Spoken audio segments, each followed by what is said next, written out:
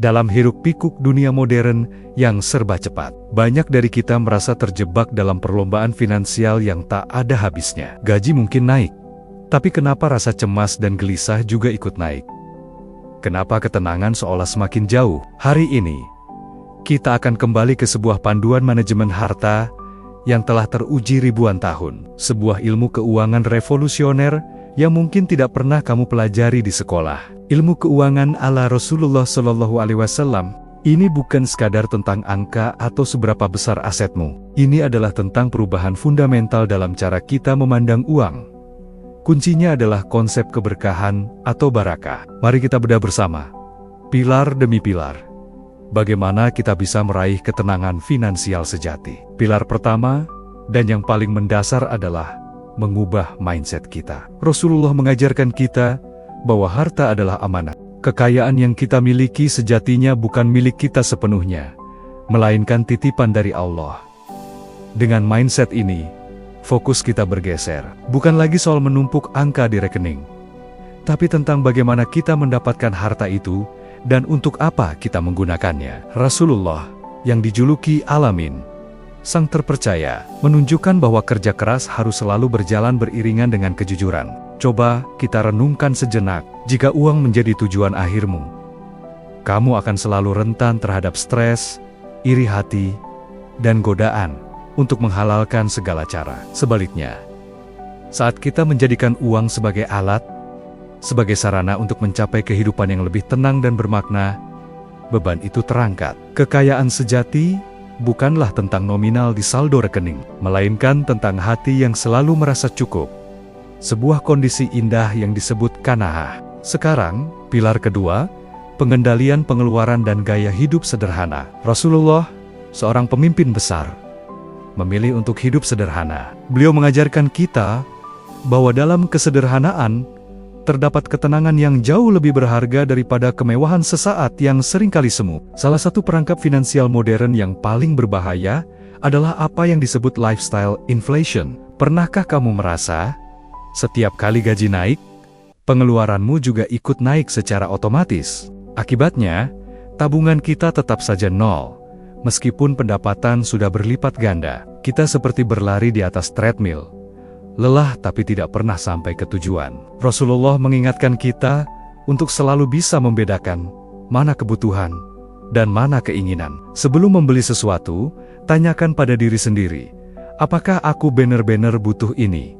Atau aku hanya ingin terlihat keren dan mengikuti tren? Prioritaskan uangmu untuk hal-hal yang memberikan manfaat jangka panjang. Bangun dana darurat, siapkan dana pendidikan, atau mulailah investasi yang kokoh. Ingat baik-baik, bukan penghasilan besar yang membawa stabilitas, tetapi pengeluaran yang terkendali. Selanjutnya, pilar ketiga, dan ini adalah intinya, mengejar keberkahan atau barakah. Apa itu barakah? Barakah adalah sebuah kekuatan spiritual yang membuat rezeki kita, meskipun mungkin terasa sedikit atau papasan, menjadi terasa cukup, membawa banyak kebaikan, dan memberikan ketenangan batin yang tidak bisa dibeli dengan uang. Lalu, bagaimana cara kita mengundang barakah ke dalam hidup kita? Resep pertama adalah sedekah. Rasulullah bersabda bahwa harta tidak akan pernah berkurang karena sedekah. Secara logika, ini mungkin terdengar aneh.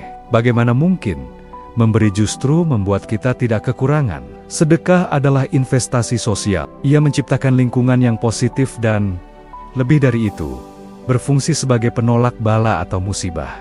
Seringkali, harta kita habis dalam sekejap karena kejadian tak terduga. Sedekah adalah tameng spiritual kita. Resep kedua untuk meraih barakah adalah zakat. Zakat bukan sekadar kewajiban, tapi mekanisme pembersihan harta. Dengan berzakat, kita memastikan bahwa hak orang lain yang mungkin tanpa sadar tercampur dalam harta kita, telah kita tunaikan. Harta yang sudah dizakati menjadi terasa lebih ringan, lebih bersih, dan penuh berkah. Dan resep ketiga adalah kejujuran. Reputasi jujur dalam bekerja atau berbisnis, seperti yang dicontohkan Rasulullah sepanjang hidupnya, adalah aset paling berharga. Kejujuran membangun kepercayaan, melancarkan usaha, dan yang terpenting, memastikan aliran rezeki yang kita terima adalah rezeki yang halal, dan menenangkan jiwa. Tidak ada ketenangan dalam harta yang didapat dari cara yang tidak baik. Mari kita masuk ke pilar keempat, yaitu kehotiation terhadap utang. Rasulullah sangat menekankan bahaya utang. Beliau bahkan sering berdoa agar dilindungi dari jeratan utang. Beliau mengingatkan bahwa roh orang yang meninggal dalam keadaan berutang bisa tergantung sampai utangnya dilunasi. Ini menunjukkan betapa seriusnya masalah utang. Utang, terutama utang konsumtif untuk membeli barang-barang yang tidak esensial, membuat kita hidup dalam bayang-bayang masa lalu.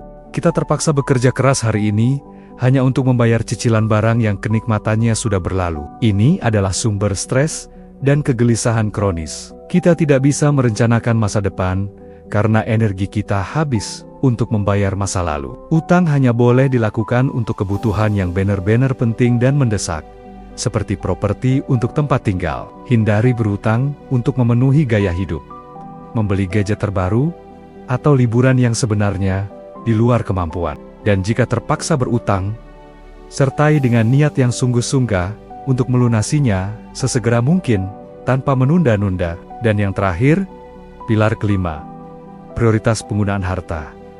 Keuangan yang sehat bukan hanya soal menabung, tapi juga soal membelanjakan dengan bijak sesuai prioritas. Rasulullah mengajarkan 3 lapisan prioritas yang sangat jelas. Lapisan pertama adalah kebutuhan keluarga. Menafkahi keluarga, memastikan kebutuhan pokok mereka seperti makanan, pendidikan, dan kesehatan terpenuhi adalah tanggung jawab utama dan sebuah ibadah dengan pahala terbesar. Jangan pelit pada keluargamu sendiri. Setelah kebutuhan keluarga tercukupi, barulah kita masuk ke lapisan kedua, berbagi dengan orang lain. Rasulullah mendorong kita untuk menjadi manusia yang paling bermanfaat bagi sesama. Bantulah tetangga, kerabat, atau siapapun yang membutuhkan. Ini akan membuka pintu-pintu rezeki dari arah yang tidak terduga. Dan lapisan ketiga, yang merupakan puncak dari manajemen finansial, adalah investasi akhirat atau amal jariah. Harta yang sesungguhnya bukanlah yang kita simpan di bank atau kita belanjakan. Harta sejati kita adalah apa yang kita kirimkan lebih dulu untuk kehidupan setelah ini. Wakaf untuk pembangunan masjid atau sekolah, menyumbang untuk sumur air bersih, atau membantu biaya pendidikan anak yatim. Inilah tabungan abadi yang pahalanya akan terus mengalir. Bahkan setelah kita tiada, nilainya jauh melampaui portofolio investasi duniawi yang fana. Jadi, mengamalkan ilmu keuangan ala Rasulullah berarti kita secara sadar menukar kegelisahan materi dengan ketenangan spiritual. Kita mengubah fokus dari sekadar menumpuk harta menjadi memanfaatkan harta dengan cara yang paling berkah. Inilah jalan menuju stabilitas finansial yang sejati, di mana hati kita tenang, hidup kita cukup, dan masa depan kita, baik di dunia maupun di akhirat, lebih terjamin. Semoga apa yang kita bahas hari ini bisa menjadi langkah awal bagi kita semua untuk memperbaiki hubungan kita dengan harta dan meraih ketenangan finansial yang kita dambakan. Terima kasih sudah menyimak. Jangan lupa untuk share video ini jika kamu merasa bermanfaat. Sampai jumpa di video selanjutnya.